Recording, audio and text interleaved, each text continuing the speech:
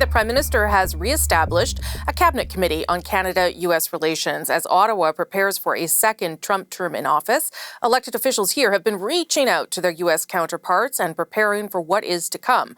Earlier, I spoke with one of the members of that committee, one of the leads on the Canada-U.S. relationship, Industry Minister François-Philippe Champagne. Minister Champagne, thank you so much for making the time.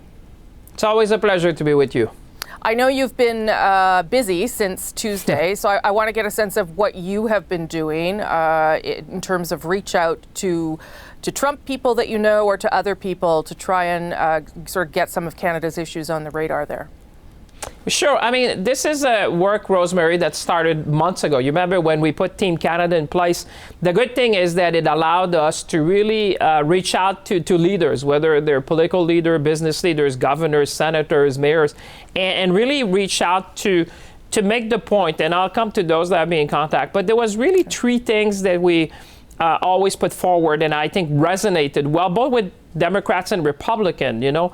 The first one is around security. I mean, when you talk to folks down south, it's always in the lens of security, security of a border, the Arctics, and the North. Mm-hmm. The second thing is always about supply chain resiliency. The world has changed significantly since the last Trump administration, and also what we have seen recently with wars and conflicts in different places. And so the supply chain on critical minerals, on energy, on things that are necessary, semiconductors for the United States. And the third one that I've always brought forward is a growth agenda for North America, making sure that my job was almost like to connect the dots, making sure that governors would know that they depend, for example, on titanium for Canada, for plants in their states, that the aluminum, which is coming from Canada, is ending up in cars which are manufactured in southern states. So I would say what I did this week was really to reach out to those that we have met over months and make sure that they understand that we want to continue to engage. We're going to be there to talk to them. So this is the type of thing where the good thing I would say for Canadians watching at home is at least the team in place has the experience and the expertise and the relationships to make sure that we can promote Canada and defend our interests. One of the things that you have been working so hard on for years now is the electric vehicle industry. And I'm not sure it's clear, frankly, where the president-elect stands on this. He seems to have softened a little bit since Elon Musk joined his team. But it is clear that the U.S. Inflation Reduction Act may not remain in place. And it was my understanding that the subsidies that Canada has provided are sort of connected to the Inflation Reduction Act. What are your concerns around how the EV industry is going to be affected by President Trump?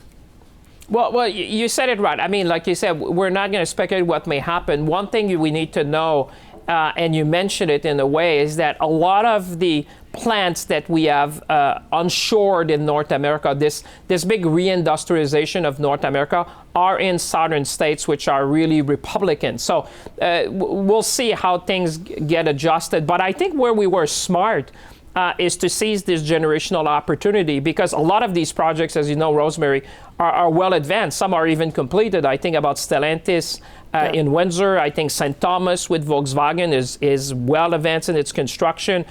We have seen Honda announcing the largest investment in their 75 years history, $19 billion, the largest investment ever for Honda. So the good thing for us is that, you know, they've already started construction, and most of them are well advanced in commissioning. Sure, except, Minister, that doesn't mean that a future president couldn't pull back the subsidies and incentives, in which case I wonder, would Canada make up the difference? Like, how would you deal with that? Because it's not just because someone's built a plant that President Trump would want it to go ahead. No, for sure. But you have to know that what we offered to companies at the time was really what we call like a tax credit. It's really a credit on production. So that assumed that the plants are built and they are in production. So clearly at the time we said we would remain competitive with the United States, that our a large part of what we've done is in reflection to what was done in the United States. So I would say we're in a good position because these plants are built, and if there's adjustments to be made, well, the plants are going to be in Canada. That I think is the genius, is that now we have the plants in Canada. If there's adjustments adjustments to be made, looking at what's happening in the United States, at least we will have seized that generational opportunity, because I would say we got our fair share. If you think about Volkswagen, that's going to be the largest gigafactory outside of Germany. Honda is historic, as Stellantis. I would say that in that way, the rebirth of the auto industry in Canada is well advanced, and we had our lion's share of investments here in Canada. How critical is it for the government to make sure that tariffs are not applied to Canadian exports to the U.S.? Well, it's certainly, one thing that people should know. We stood up for Canada, and we will stand up for Canada. We stood up for workers, for industry. But I would say also, Rosemary, it is different today. I would say there's been a shift. When I started as Minister of Trade and even as Minister of Industry, most of our discussions were with the Commerce Department.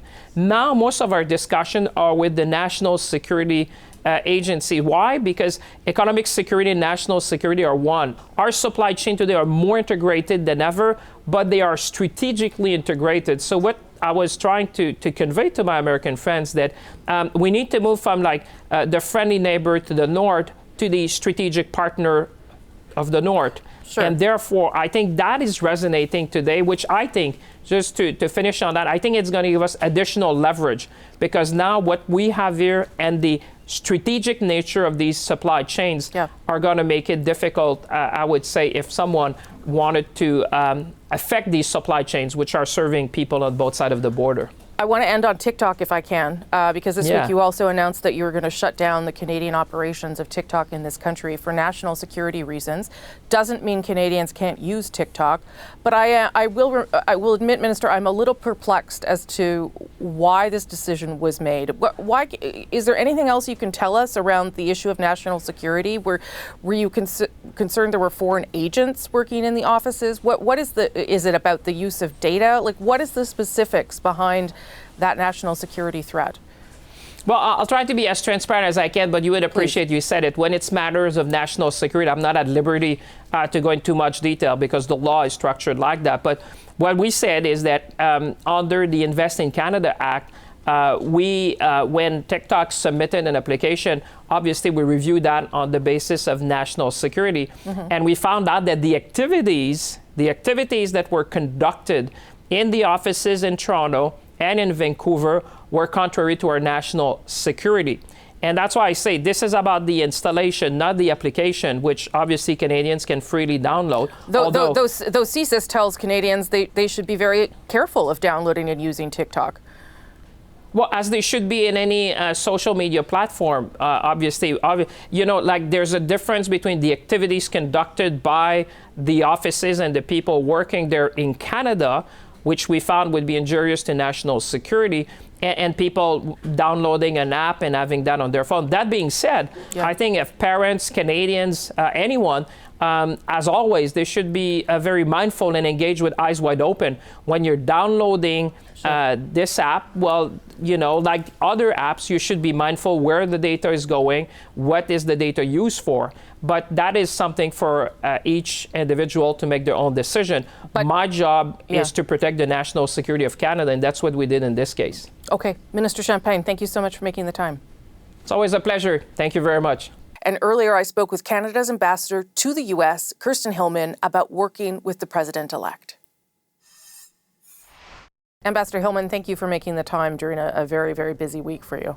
Thanks for having me. I know everybody's been talking to everybody that they can talk to and that they have a relationship with. What has been sort of the message that you've been trying to get out there since Tuesday? Well, I think the first message is congratulations. Fair, yeah. Right?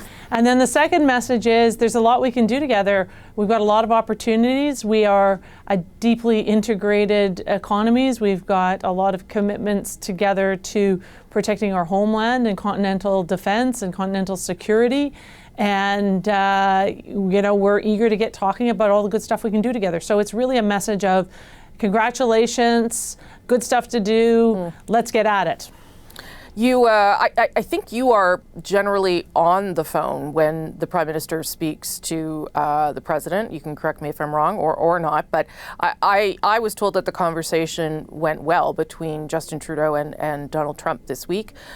But we do know that there have been ups and downs in their relationship, certainly. How would you characterize sort of where they are right now?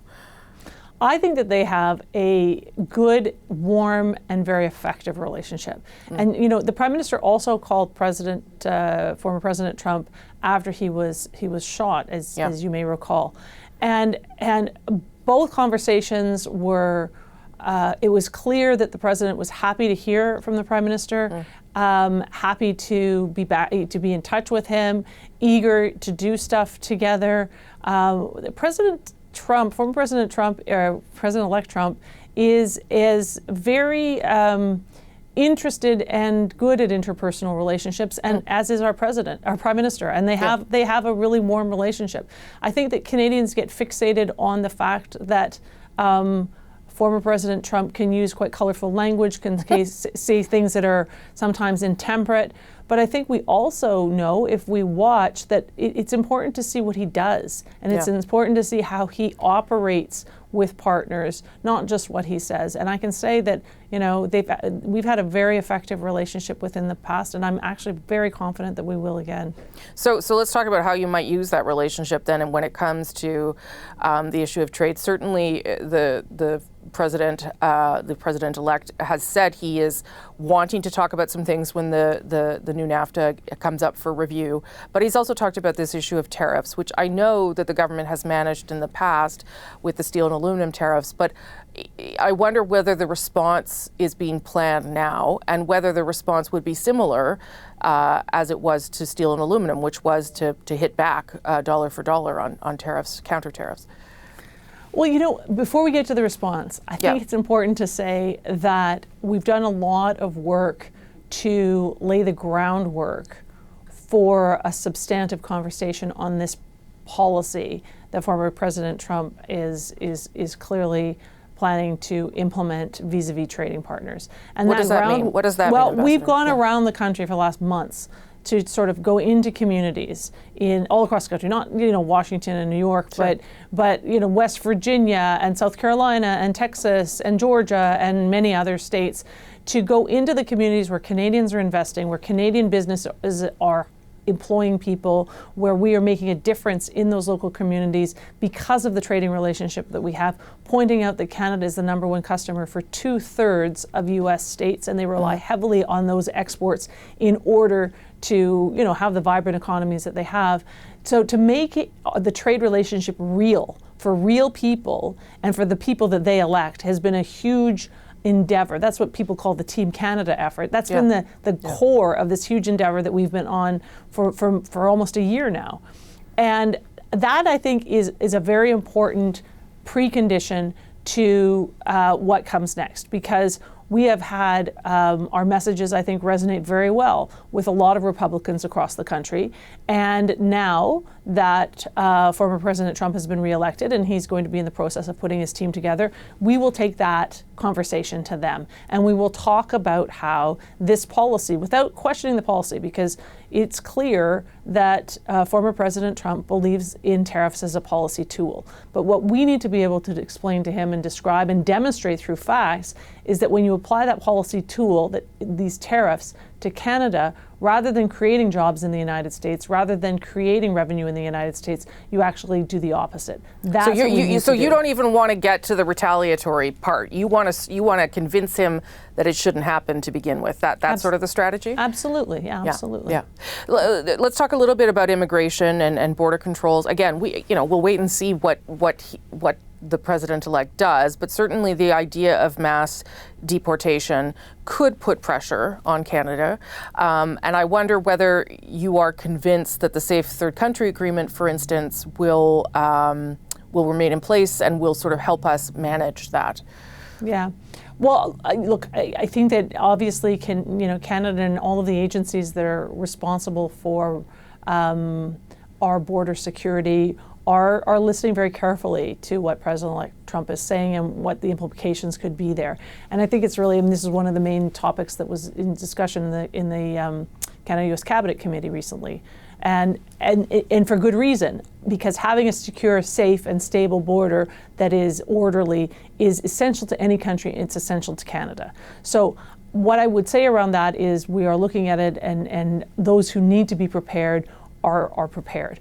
On the other hand, I do think we have to remember that this border is between Canada and the United States. And it is in the U.S. interest to have a safe and secure and stable border with Canada too. Mm-hmm. And our agencies that deal with border matters are in touch, working together literally every day, every single day. And they do that because it's in our mutual best interest that that border is safe and secure and orderly.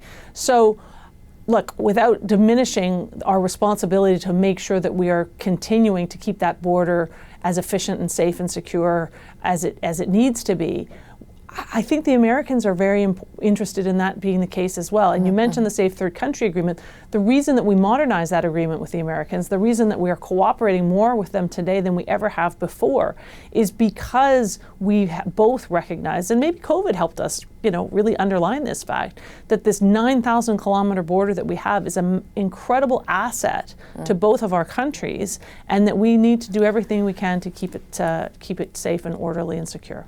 I'll just end on this. Obviously, this is a decisive, sweeping mandate that the president-elect has received. And I wonder whether you think that will be more challenging for you as an ambassador and for our country going forward, because he really feels like the things that he promised and said are the things that he needs to deliver on. I think that remains to be seen. I think that there's no question that it's a decisive victory, and the Senate is also Republican, and the House probably too. And many U.S. states are Republican. So it is a Republican-dominated country right now. But I guess what I would say is, when it comes to Canada-U.S., the things that we do together, in my experience, are not particularly partisan. Like when we are working on making sure that trade flows are good, that our infrastructure works well, that we've got a strong energy relationship, that we have resilient supply chains, that we're working together on strategic goods like critical minerals or whatever the issue is.